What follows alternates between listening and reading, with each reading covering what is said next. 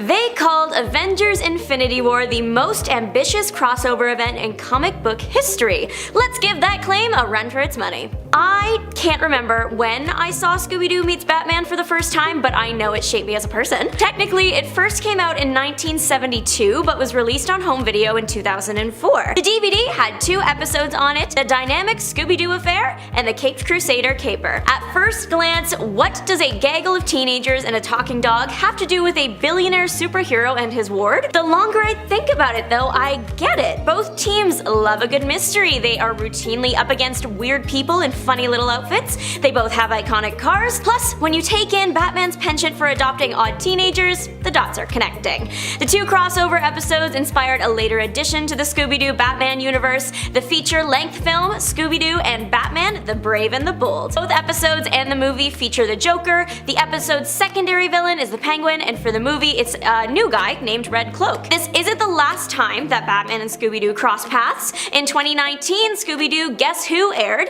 It was a show that was created pretty much for guest stars. Lots of big names were featured, including another run-in with the Caped Crusader. This time, Batman is looking for Alfred, who, get this, is an honorary uncle to Daphne. So now we know that Daphne and Alfred are close family friends. Picture this, you are in New York, you're having a great time by the river, and then massive titans come out of the water and try to make you lunch. That's exactly the day New Yorkers had in Attack on Avengers, the 2014 Avengers and Attack on Titan crossover. The story was first released in Japan and then released in the US the next year. I'm guessing that most of the people watching this video know the Avengers, but for the 0.1% that don't, they are a Marvel superhero team. For those unsure about Attack on Titan, it's a Japanese anime series that takes place in a post-apocalyptic world terrorized by titans. Titans enjoy humans for lunch and are basically giants that are really hard to kill. Luckily, the Avengers have dealt with tough guys before and put up a solid fight when the Titans show up in NYC. Right at the end, we even get a visit from the Colossal Titan, the biggest and baddest of them all, and hopefully he gets taken down when the Guardians of the Galaxy also show up. We don't know exactly how it ends, as the comic's last panel is just Iron Man telling the Avengers the battle isn't over. So it's a cliffhanger with no concrete resolution as of right now, but maybe soon.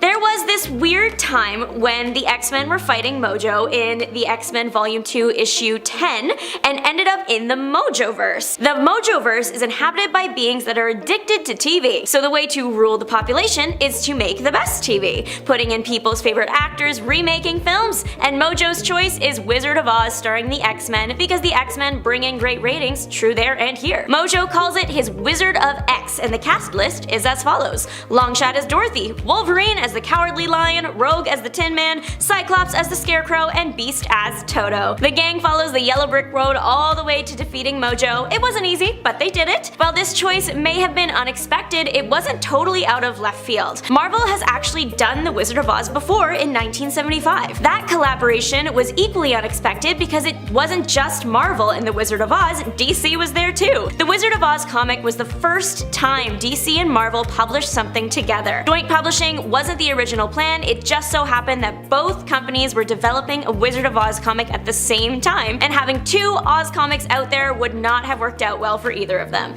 So Stan Lee called DC up and suggested the joint venture. It was accepted and made comic book history. After the success of Christmas specials from other popular studios, Disney wanted something similar. In 2009, they aired Prep and Landing on ABC. The story centers around the elves that get people's houses ready for Santa's arrival. Proper tree trimming, nut-free cookies, things like that. The special did really well. It won awards and everything, so it's no surprise that Marvel wanted in on the Christmas action. In 2011, Prep and Landing Mansion Impossible was released as the backup comic in a few Marvel issues. It followed the same 2 elves from the animated special as they decked the halls of the Avengers mansion. The charm and humor of the comic rests in the fact that the elves have no idea who is in the mansion. I guess the Avengers' worldwide fame has yet to make it to the North Pole. They think the Hulk is a Christmas fanatic because he's green, and the Avengers A stands for awesome. It's a super cute comic to get you into the holiday spirit, so bookmark it for December. Marvel's main universe is sometimes called the Prime Universe, especially fitting when Optimus Prime is involved. That's right, the Avengers and the Transformers have teamed up.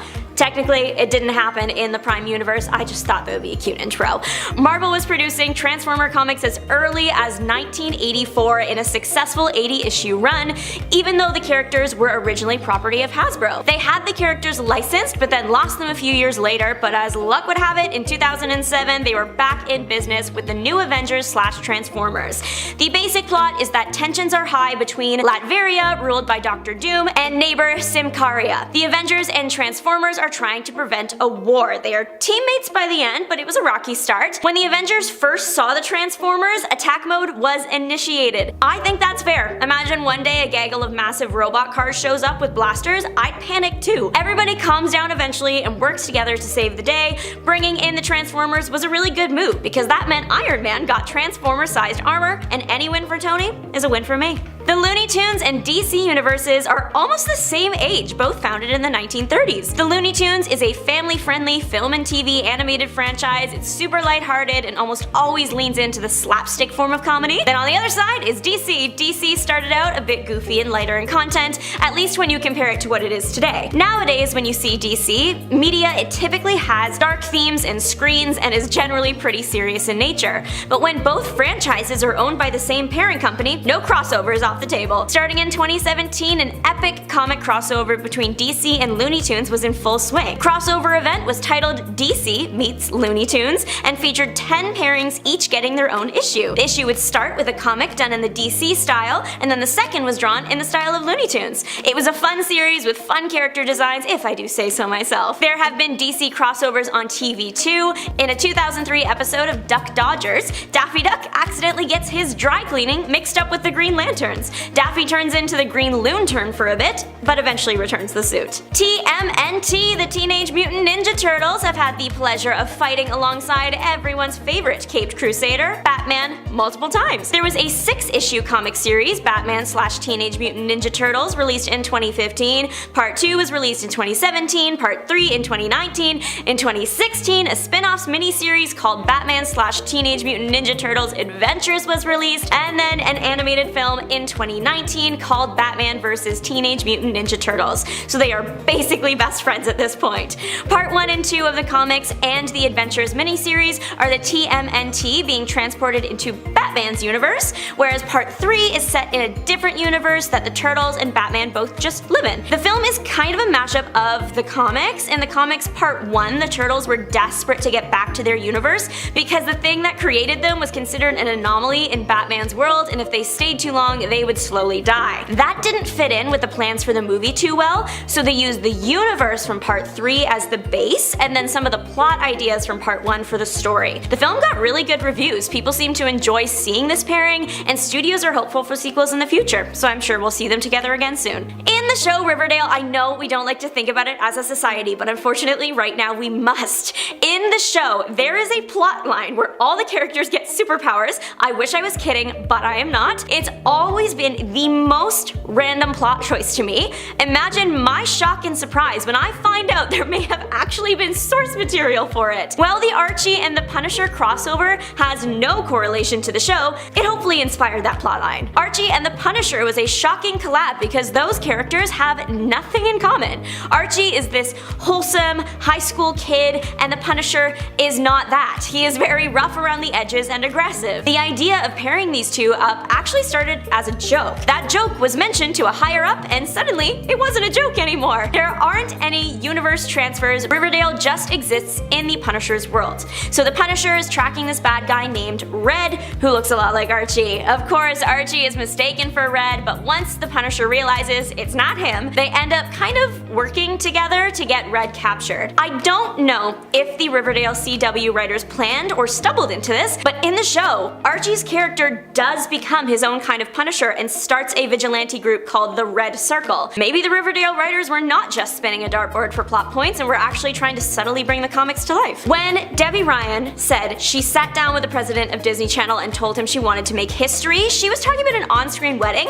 but she should have been talking about the crossover she had with Spider-Man. The episodes aired at the same time, and no one knows why Disney chose this pairing, but Jessie is set in New York, so that might have been a factor. The episode is titled Halloween Night at the Museum, a nod to another famous, now Disney movie. For those who weren't watching the Disney Channel at the time of Jessie, the show was about an actress who moved to New York to pursue her dream, but she needed a survival job. That job was being a nanny to the 4 kids of famous actors. It was like she was a nanny to Brangelina, basically. This was a live-action show, so what are they doing on Ultimate Spider-Man? The plot is basically, it's Halloween. There is an exhibit in the museum on Camelot. A suit of armor contains the evil Morgan DeFrey. She is released, and then Spider-Man and the Jessie crew have to put her back before she plunges the world into total darkness. The Jessie crew isn't transported to the Ultimate Spider-Man universe, they just exist there, which implies that there is a universe where everybody in the Disney Channel universe and the Marvel universe exist together. Where is the sweet life of Wanda and Pietro? Make Miley Cyrus a Hannah Montana Dazzler. The sky's the limit. One time, my friends went thrifting and told me they got me a present, and it was Phineas and Ferb Mission Marvel on DVD, and I put it on display. It was the first Disney Channel Marvel crossover, and it was surprisingly perfect.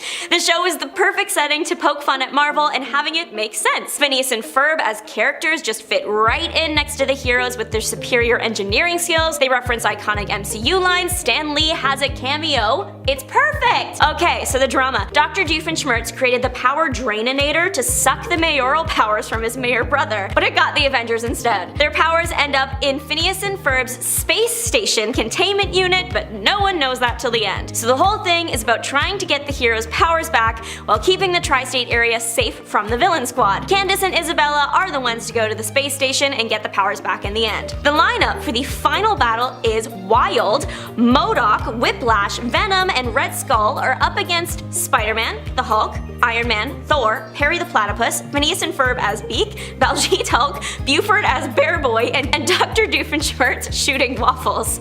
I know that sounds ridiculous, but the battle is basically the endgame battle in a different font. The events of this show take place in the same universe as the ones from Jessie, at least that's what we can assume, as the voice actors for the heroes are the same ones from Ultimate Spider-Man. Ben 10 and DC's Shazam. When we are talking superhero team-ups, the obvious choice would be like Ben 10 and Green Lantern because they're both green, they both transform green matter, but I can't help but feel like the better DC match is actually Shazam. Hear me out. Shazam is literally a kid at heart, and it's been touched on quite a few times that he can feel a disconnect from his Justice League super coworkers sometimes because of this age difference. Many versions of the character across media make it clear that he still has the wonder that comes with youth, which when you're a superhero that's been doing this, in some cases, since you were Billy's age, that can be hard to keep up with. But Ben 10, the 10 isn't just for the amount of aliens he can turn into, it's also his age, the same age that Billy was when he got his powers. Ben and Billy are going through the same stuff, okay, like maybe that might be a stretch, but the basics are the same. Plus, Ben's power, when you think about it, is kind of similar to Shazam's. They both transform into stronger versions of themselves in some way, Billy into the hero Shazam and Ben into the alien of his choice. I think that they would get along and be equally as excited about each other's abilities. Number 9, I was like, I could be serious and go with the obvious choices for this whole thing, or I could have a little bit of fun. And on that note, number 9, Marvel's Squirrel Girl and DC's Batman. This one is mainly because I saw a text post that read, if Squirrel Girl was dropped in Gotham City, how long would it take for her to realize that Batman cannot talk to bats? And this is a really important question, and I would argue actually one of the most important questions in the entire universe, so weigh in the comment section down below. But I got to thinking, Squirrel Girl and Batman would be an iconic duo. The Dark Knight is used to working with hyperactive young superheroes, although the Robins aren't usually able to chew through steel due to the fact that they have proportional squirrel powers in a human body, but still. They both have animal names, they both are incredibly smart, they both throw their inspiration. Batman with his batarangs and Squirrel Girl with her live squirrels. Where they differ is kind of hilarious because I feel like in their respective universes and in our world, people overestimate Batman and underestimate Squirrel Girl. Like, Batman has become more a legend than a man. Oftentimes people assume that he has superpowers just because he has that aura to him. With Squirrel Girl, the base for her powers, squirrels, is so ridiculous that people kind of forget how powerful Doreen Green can be. Like, she can lift 800 pounds and beat Galactus. comics. Together, this duo would be unstoppable. Also, Squirrel Girl would totally win over Bruce's son Damian because he loves animals so much, and when you get Robin, you get Batman. Number 8, Invincible's Kid Omni-Man and DC's Robin. Personally, I would love to see a team up between Kid Omni-Man from Invincible and Robin from DC. Literally any of the Robins would be a fine choice, but I'm partial to Dick Grayson's Robin simply because they share a last name, Richard Grayson and Oliver Grayson, and I just think that they would have a lot of fun with that. The other combo I am partial to would be Richard's Nightwing and Damian's Robin, and then we would have their counterparts in Mark and Oliver. The characters are visually quite similar, of course, but their brotherly bond and trajectory of the relationship also share a lot of similar qualities. Kid Omni-Man has had a bit of an impulsive streak interspersed by violence, something that Dick Grayson or Damian Wayne do share in a sense. Dick Grayson with his determination to bring in his parents' Terminator, and Damian Wayne with his Al Ghul upbringing. Number 7, Marvel's Rocket Raccoon and DC's Cyborg. I really do want to see a team up with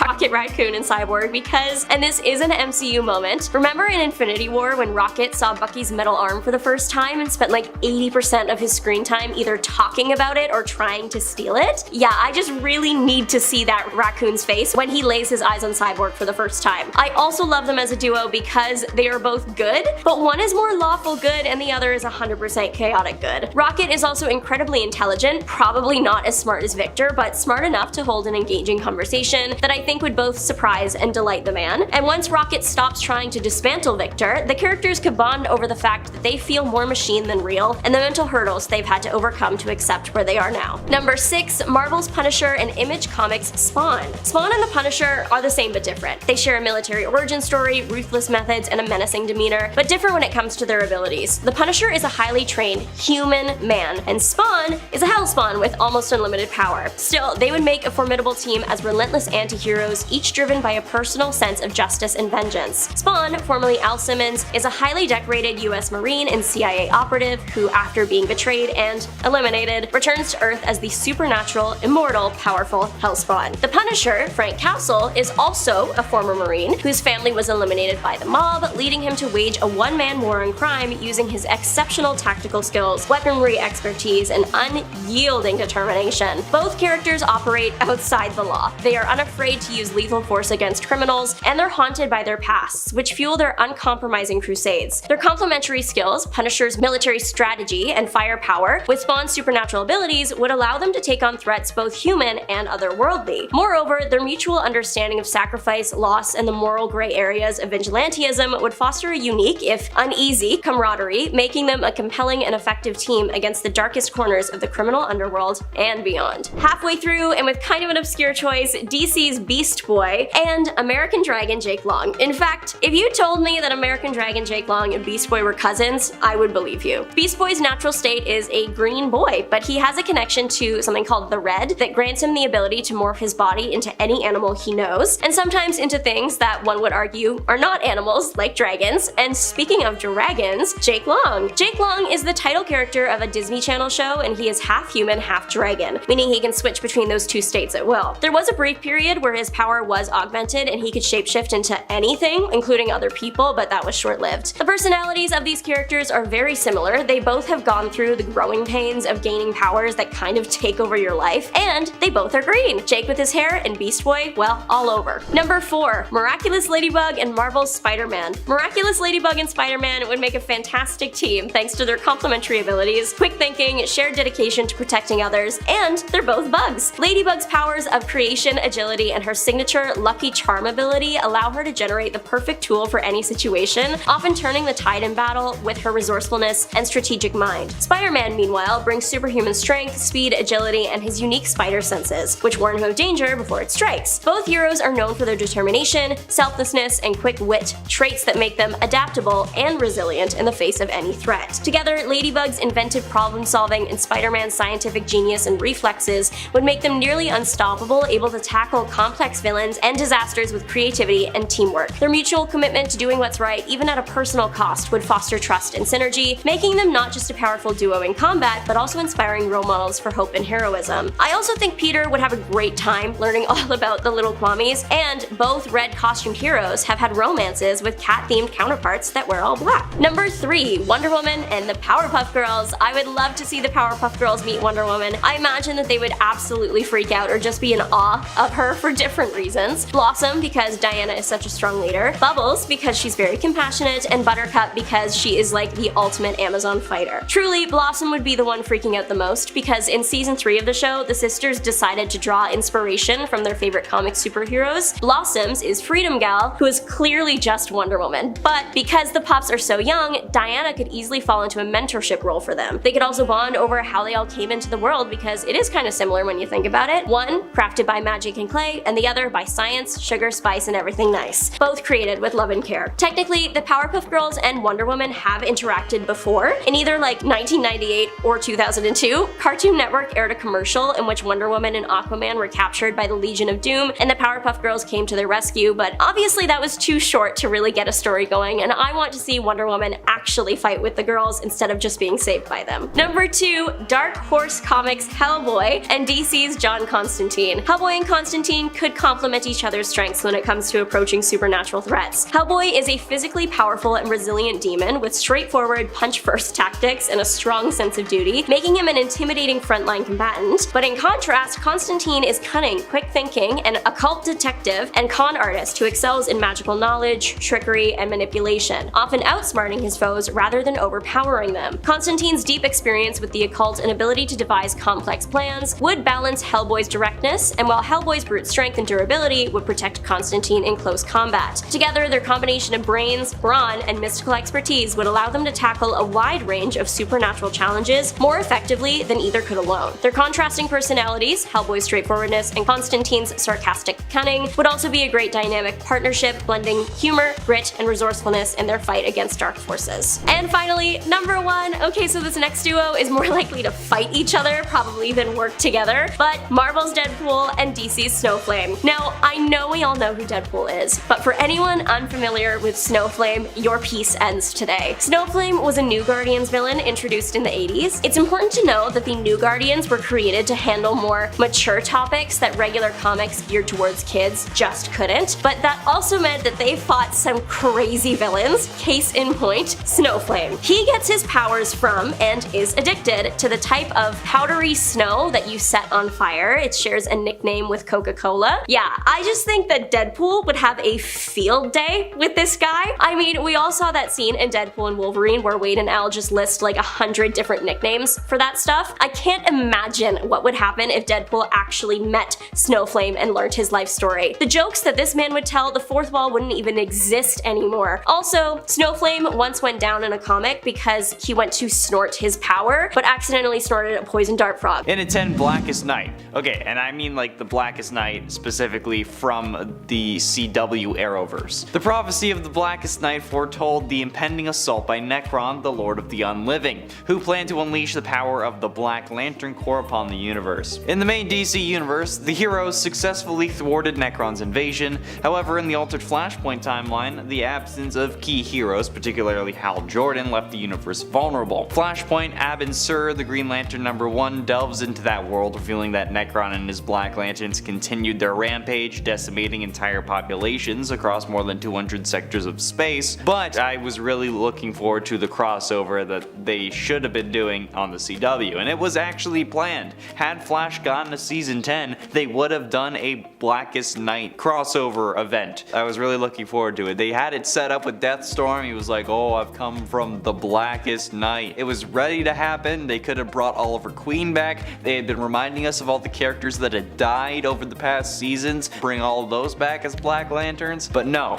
they didn't. In 9, X-Men and Spider-Man. Now that the college saga is on the horizon with the MCU, I think that there could be a new love interest coming. And if you've seen our Spider-Man love interests video, you know that Spider-Man and Kitty Pryde have had a relationship in the past. Spider-Man has struggled against singular X-Men before, such as Nightcrawler or Wolverine. However, in the Secret Wars storyline, he took on the whole X-Men team at once and won. In Secret Wars #3, Spidey was eavesdropping on the X-Men to learn their plan. However, when he heard meeting with Magneto among other things, he decided to drop in and say hi. I guess his body and powers went into overdrive when he fights teams because, just like with the Fantastic Four, Spider-Man was easily able to dodge Wolverine, Nightcrawler, and more, even though he struggled with them one-on-one. He really wrecked them, webbing Colossus and Nightcrawler, hanging Rogue from the ceiling, and then just obliterating the entire team. And even Wolverine pointed out that they were lucky all he wanted was information, prison and then escaped because he really clobbered us. But hey, I don't know, maybe this could be a good way to introduce the X-Men into the MCU and give us a love interest that we haven't seen on screen before. Hey, we don't need a Gwen Stacy, we don't need an MJ, imagine Kitty Pryde and Tom Holland, that would be kinda dope. And at 8, Colonel Sanders' lantern. Yeah, I want this so bad. Harlan Sanders, the renowned founder of KFC, embarked on a unique adventure alongside the Green Lantern Corps in the comic series KFC Across the Universe. In this story, Colonel Sanders teams up with Hal Jordan, the Green Lantern, to tackle an unexpected challenge. Sanders reveals his collaboration with the Green Lantern Corps to bring the delicious taste of KFC to customers throughout the galaxy. No, this isn't a joke, this actually happened. However, their mission takes a turn when they discover that the notorious Orange Lantern Larfleeze has been pilfering every chicken sandwich sent into space like an evil Elon Musk. Now, it's up to Colonel Sanders and Hal Jordan to put a stop to the chicken theft. I'm gonna need this in a movie form, please, particularly working with the Ryan Reynolds Green Lantern because that's even better, and it has to be the young and sexy Colonel Sanders that they were using in the commercials for a time. It needs to be that version too because that's just funny as hell. And at 7, Venomverse. Now, yes, there is the whole Across the Spider-Verse thing, but hear me out, I think that there needs to be an expansion on the Venomverse, within the terms of movies at least, since there was already the Across the Venomverse comic series. Like, yes, we've had Carnage appear in the Venom movie universe, but they killed him off in that same movie, so I feel like they could have done more. I'd like to see an animated movie in the style of Spider-Verse, but with the symbiotes. Venom, Carnage, Scream, Agent Venom, Anti-Venom, MacGargan Venom, the Poisons. Imagine a whole group of symbiotes and then just Poison Deadpool pops in and just makes it even crazier. Okay, I think that it would be really good, and it would help the whole symbiote portrayal as well, since with animation you can do crazier things than with CGI. It would take ages to animate like with the Spider-Verse movies, but with their success and the popularity of Venom, I think it would be worth it. And at 6, CW and DCEU. There is no doubt that The Flash has gone through many variations over the past few years, especially with the show having so many different suits even for the Scarlet Speedster. However, with the show ending and the character getting a whole new look in the Flash movie with Ezra Miller, I think that there could be a better way for them to cross over instead of just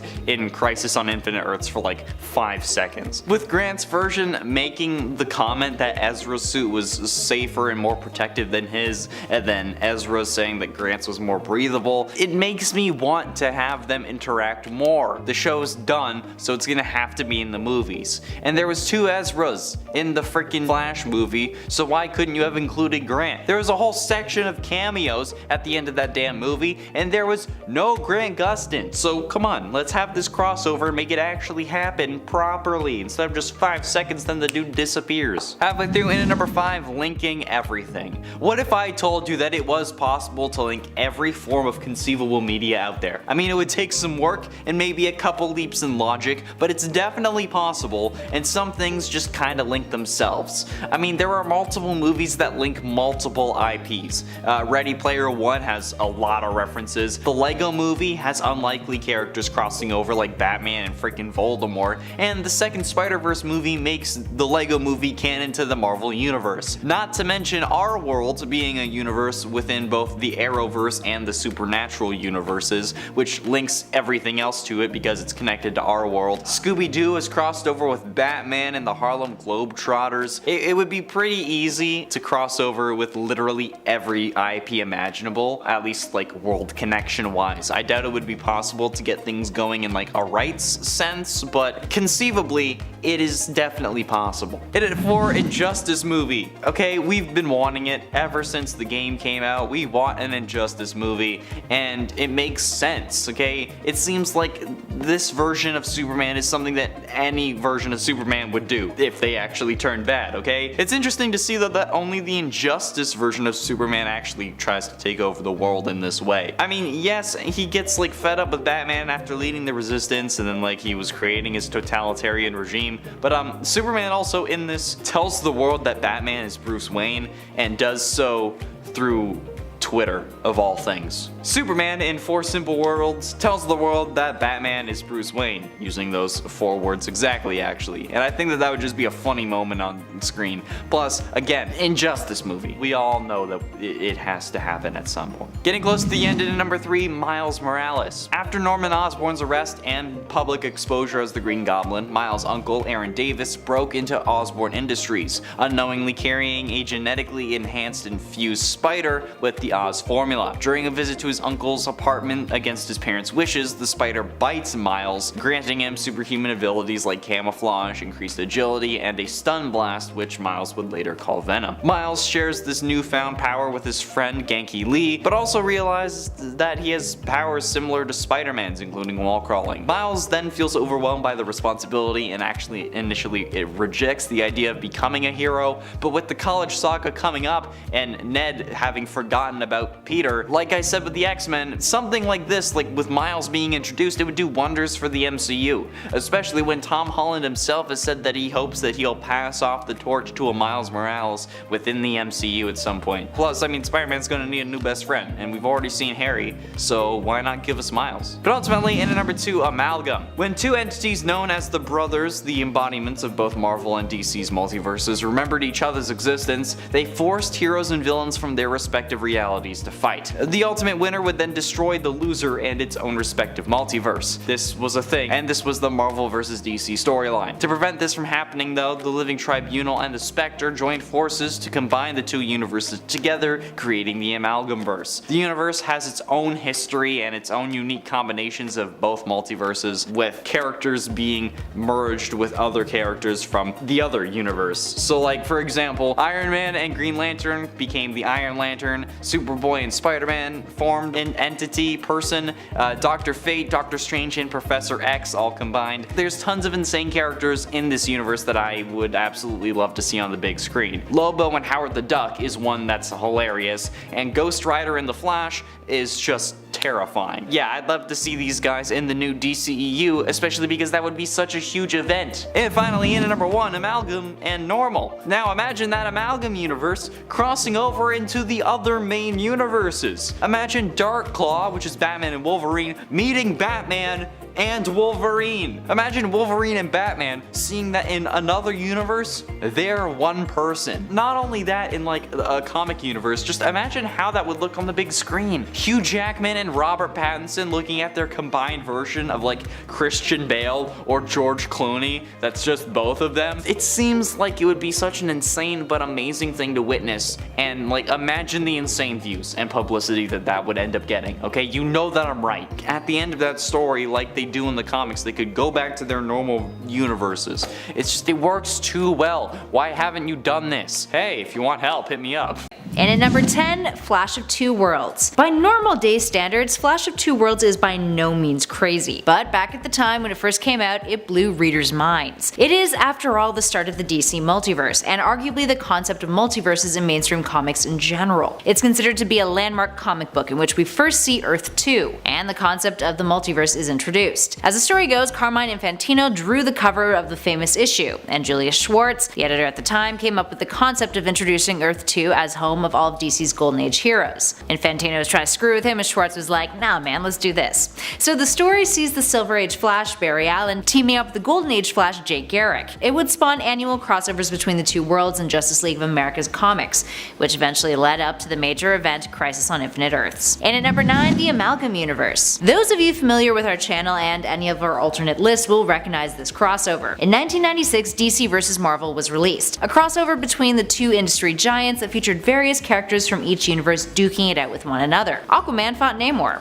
The Flash fought Quicksilver. We saw Superman vs. the Hulk, and Batman vs. Captain America, and Wonder Woman vs. Storm. You guys get the idea. The whole crossover led to a 12-issue crossover universe, referred to as the Amalgam Universe, which is short for amalgamation, in which we got to see Marvel and DC characters amalgamated together, like Darkclaw, who was the combination of Batman and Wolverine. Eventually, in the series, the universes are returned to normal by the end of issue 12. Moving on to number 8, Wonder Woman and the Bionic Woman. This one definitely falls into the absurd category category. So back in the late 70s, there used to be a television show called The Bionic Woman, which was a spin-off of another series from that era called The $6 Million Man, all about a dude who had been turned into a cyborg thanks to an experimental surgery. The Bionic Woman had a revival series back in 2007, but it did not do so well, which makes this crossover event even more curious. In 2012, a comic book series came out from Dynamite Entertainment in which the Bionic Woman teamed up with Linda Carter's Wonder Woman of the 70s TV series. It was called Wonder Woman 77 Meets the Bionic Woman. For those of you who grew up watching those two shows,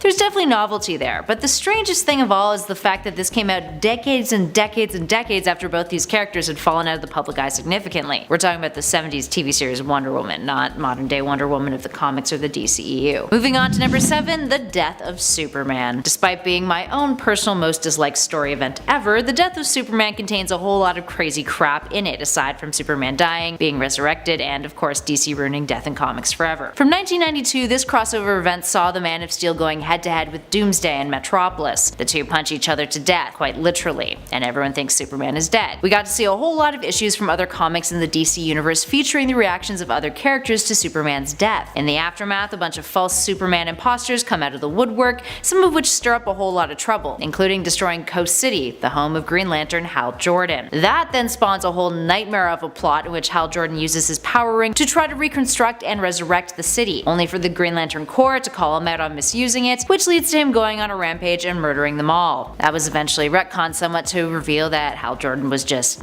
possessed by Parallax. Meanwhile, turns out Superman wasn't actually dead after all, and that he was just in a Kryptonian coma, which just made it look like he was dead, because apparently a Kryptonian coma looks just like regular human death. The whole thing was very stupid and kind of all over the place. Moving on to number 6, Batman Nightfall. In 1993, one of Batman's most iconic moments occurred in a crossover story called Nightfall. In it, Batman is struggling with burning out and ends up losing badly to Bane, who manages to break the hero's back. Batman has to sit out for a while, and because of this, an apprentice named John Paul Valley ends up taking the mantle for him, but becomes really troublesome, abusing his power and becoming increasingly violent. It gets to the point where Jean Paul is clearly unstable and has trashed Batman's reputation. Eventually, Batman is healed thanks to some paranormal fun times, but in the aftermath of Nightfall, Bruce briefly passes the cowl down to Dick Grayson. It's a whole thing, but the most iconic thing is that image of Bane breaking Batman's back. It's a biggie. And at number 5, Harley and Ivy meet Betty and Veronica. Sounds like a wacky concept, doesn't it? In this crossover, we see Harley Quinn and Poison Ivy swapping bodies with Archie Comics' Betty and Veronica. The whole story is filled with shenanigans as the four characters pretend to carry on as if everything is normal, all while trying to figure out how to reverse the body swap. This goes down after Harley and Ivy try to stop Veronica Lodge's father from destroying a swamp located in Riverdale. There's a lot of other weird stuff that goes down in it too, like Catwoman low-key being a mega fan of Josie and the Pussycats, Reggie Mantle believing that he is in fact the Joker after suffering a head injury, and even some magic meddling from Sabrina the Teenage Witch. And at number 4, Blackest Night. Blackest Night occurred between 2009 and 2010, written by Jeff Johns and penciled by Ivan Reis. The story consists of a character named Necron, who is death personified, going around and reanimating dead superheroes as a means of eliminating all life and emotion in the universe. The whole theme behind it was emotion, but what it's most remembered for is its zombified versions of various heroes, and how utterly terrifying they looked. Hal Jordan and the rest of the Green Lanterns end up battling the Black Lantern Corps, who are made up of all of those that Necron has resurrected. There's also a part in it in which Black Hand digs up Bruce Wayne's skeleton as part of a ritual, and then licks his skull. It is a fun time. Up next, number 3, Milk Wars. Milk Wars is a strange one, but it's also really cool.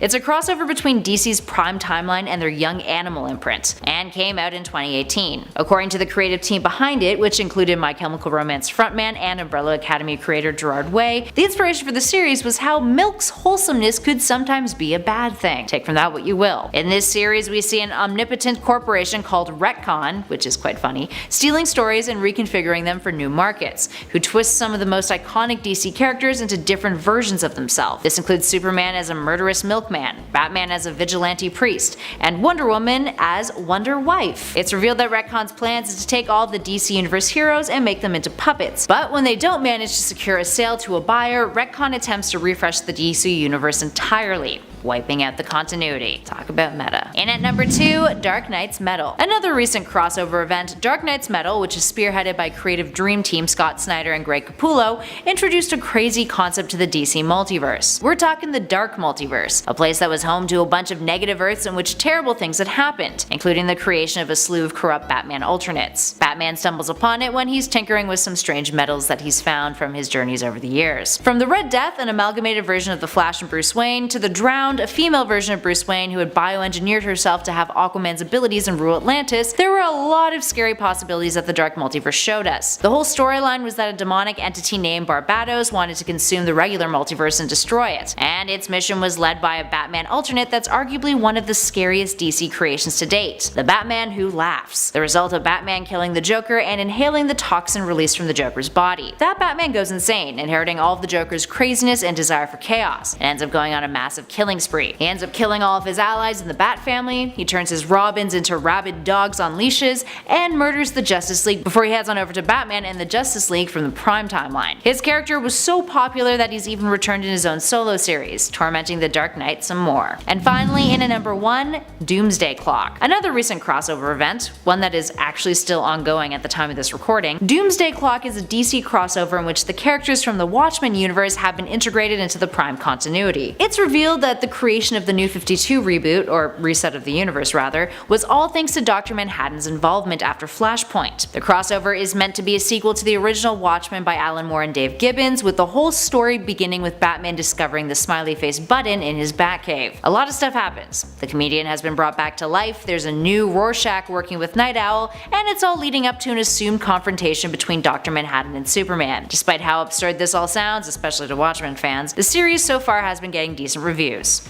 So hey, maybe it will surprise us. Number 10, Batman/Punisher. There was a time when DC and Marvel crossed over. Not all the time, but it also wasn't unheard of. You could expect to see it every now and again. The relationship was not always so fraught. These crossover stories, which began with Superman meeting Spider-Man way back in the 70s, took place in a universe where these two worlds had just always been together, so no explanation required. They just had always coexisted. In that vein, we have a comic called Punisher and Batman Deadly Knights. Yes, but the knights spelled like an Arthurian round table because Batman is the Dark Knight. This came to us from 1994. Spoilers, Batman and the Punisher do not get along.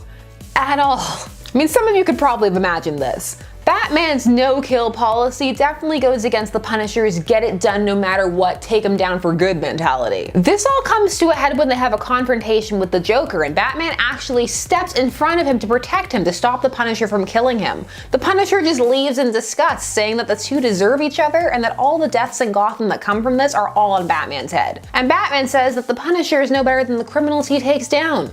So yeah, it went about as well as could be expected. Number 9. Batman/Tarzan. Now, DC has a history of putting these two together, kinda sorta. They had a TV show hour, the Batman/Tarzan Adventure Hour, but that was like you got one episode of Batman, one episode of Tarzan. It wasn't, they were both together. 1999 changed all that with this outing. This is a full-blown team-up, and if you're asking why, who greenlit this, who wanted this, those are all good questions. This story is Batman/Tarzan Claws of the Catwoman, and it's a completely Elseworld story. The Batman here is from the 1930s, so he is period appropriate for Tarzan. The Catwoman in question is a priestess who is protected by an African cat cult, which sounds pretty exciting. Apparently this went well enough that a couple years later they had a spin-off where Superman would team up with Tarzan. And their spin-off was Superman/Tarzan, Sons of the Jungle. The 90s loved a good crossover. Sure, this latter story was from the early 2000s or the early aughts as people keep insisting upon calling it, but still counts because it was spawned in the 90s. Number 8, Batman and the Looney Tunes, or rather Batman and Elmer Fudd. This happened in Batman/Elmer Fudd from 2017, a special issue written by Tom King. And it's not exactly your traditional crossover, at least not the first story. The first story presents a world where the Looney Tunes characters are people. They live in Gotham, but they still have all of their traits. They're just either physical or personality based, so you know who they are. The whole tone of this is a film noir. There's gangsters, bar owners, etc. In this story, Elmer is with Silver St. Cloud, but then he comes home to find her dead with Bruce Wayne's name on her lips. So of course that sets him on a collision course with Batman. Batman also used to be with Silver St. Cloud. It was a thing. She knew who he was, never forget Silver St. Cloud. This story was heralded as groundbreaking, and while it is entertaining and certainly different, if you're a big film noir buff, you'll realize that it's just Laura, and if you've read it and seen Laura, you'll know what I mean. Still, it was a fun, dark take on a crossover. It was tongue-in-cheek. And the second story is just Batman being the Looney Tunes. Number 7, Batman/Grendel. 1993 brought us this comic which almost never saw the light of day because one of the companies actually went bankrupt before it was published, and that company was Comico. Grendel is not the monster of Arthurian folklore. No, instead he is an anti-hero. It is the name of a vigilante named Hunter Rose, who is an author by day, which is a great name, and I really hope he writes like erotic thrillers or something trashy like that. Hunter Rose. He was a dark anti-hero who worked as an assassin until he took over the New York crime organization. That's right, the Mafia. So as you can imagine, they too aren't gonna get along. This was another one of those crossovers where the two characters were automatically inside the same universe, just always had been. In this story, Grendel comes to Gotham to challenge Batman, saying he's gonna commit a crime and the Dark Knight has to stop him. Now, while he manages to pull off the crime, that doesn't mean that everything goes well. In fact, he barely makes it out of Gotham with just a broken arm. This crossover would do so well, it would actually get a follow-up in 1996, and then the two would be collected together in trade in 2008. The more you know. Number 6, Batman and the Teenage Mutant Ninja Turtles. Heroes in a half shell. Turtle power. Thanks, 2015. Okay, so the Teenage Mutant Ninja Turtles were not always the cute, animated, pizza-eating teens that everybody is familiar with. Thank the 80s show for that. In their original comic book outing, they were actually pretty gritty, but they still ate pizza. And it's for that reason I can totally see them teaming up with Batman. This is not a story where the Turtles have always lived under Gotham or anything like that.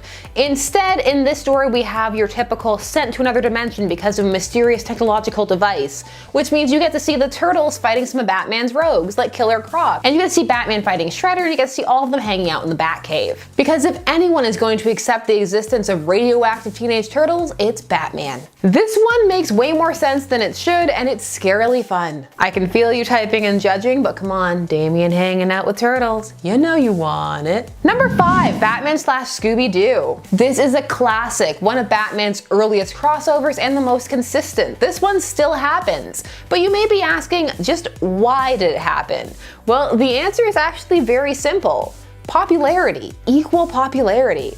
Batman the 1960s series was a huge phenomenon, and contrary to what many people think, people knew it was a satire. But it made a huge impact on the television landscape around it. Also popular at that time, Scooby Doo. So why not combine these two things together? Batman had a big influence on shows from its time, like I mentioned. Like for example, The Man from U.N.C.L.E. changed its entire 3rd season because of this show. At this point, it's pretty much a tradition for these two groups to cross over because he usually does it with Robin, if we have a Robin. So this is for your campier outings.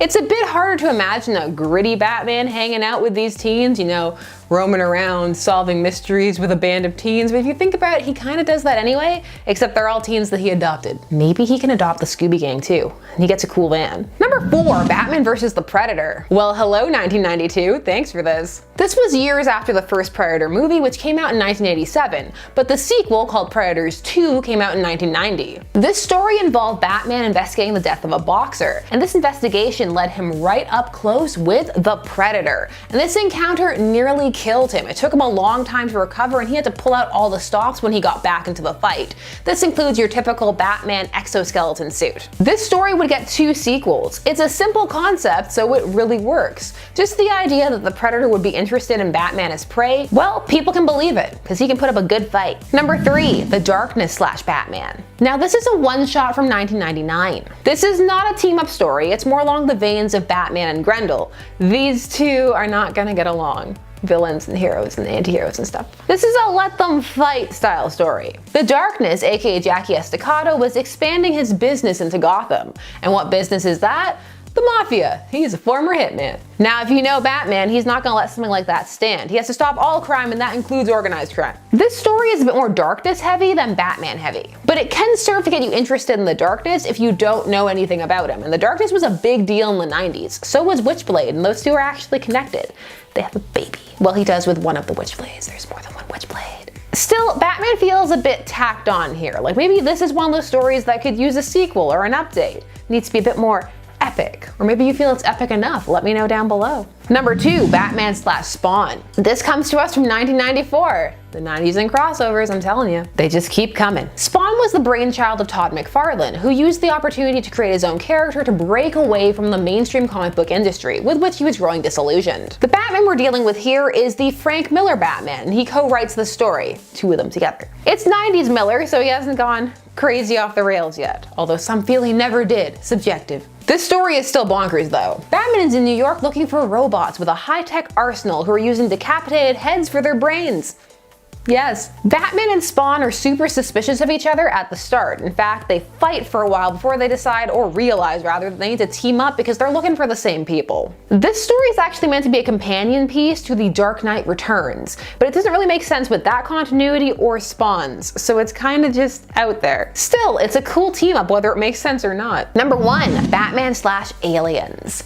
Oh yes, Batman takes on xenomorphs, yes he does. Coming at you from 1997. DC characters crossing over with aliens is actually not a new thing. You have Superman, Green Lantern, 2 Green Lanterns, Batman, and they're all separate stories. They're not connected, it's just different heroes fighting xenomorphs. So our premise for this one is that Batman parachuted deep into the Guatemalan jungle because he's looking for one Wayne Enterprises employee, a geologist, because he's dedicated like that. It's nice to know that he'll find you if you go missing.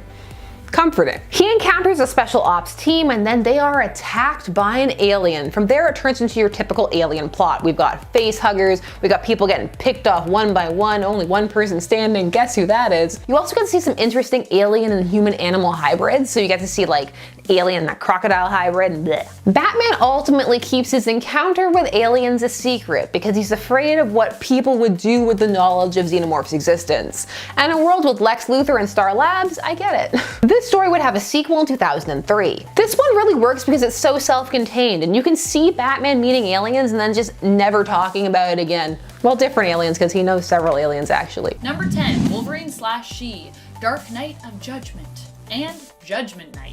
She is Anna Ishikawa, a skilled martial artist of half Japanese and half American descent. After her parents' gruesome death, she was raised by her grandfather and trained in the ways of martial art.